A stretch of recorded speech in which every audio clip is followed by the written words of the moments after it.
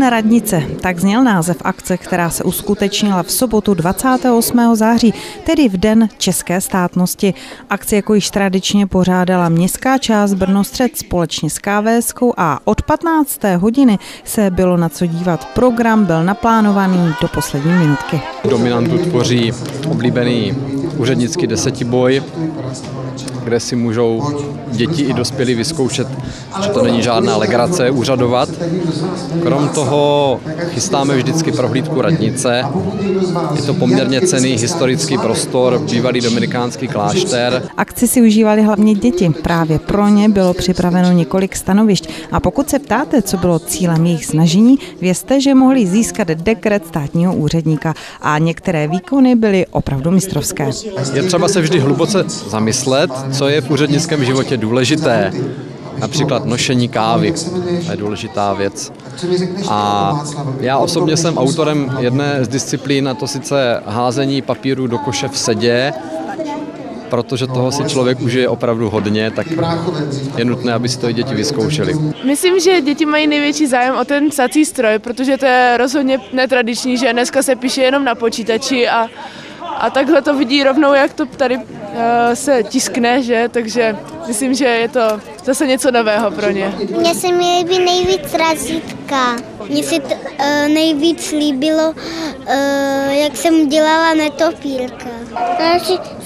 Mně líbilo malování.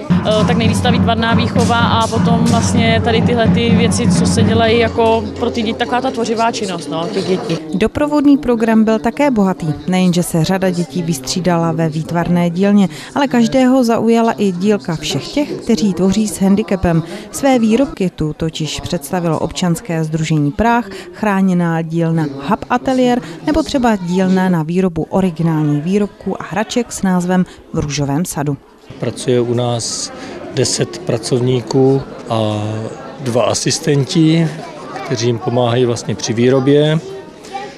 Zaměřujeme se nebo pracujeme s lidmi s mentálním postižením. Kdo měl ale zájem, mohl se podívat do všech zákoutí zdejší radnice. Odemčené tu dnes byly všechny dveře. Naopak, kdo zůstal, mohl zhlédnout šermířské vystoupení.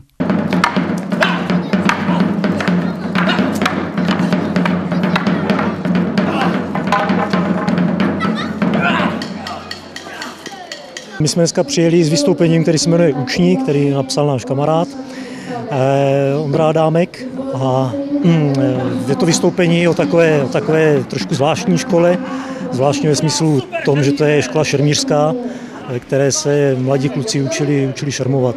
Nádvoří radnice bylo zaplněno do posledního místečka. Celým programem provázel pan Král a pečlivě připravenému programu přálo i počasí. V nadcházejícím podzimu to ale není zdaleka poslední akce. V říjnu bude ještě na náměstí Svobody pokračovat festival v centru dění. Částečně tam ještě budou slavnosti vína a poté slavnosti řemesel.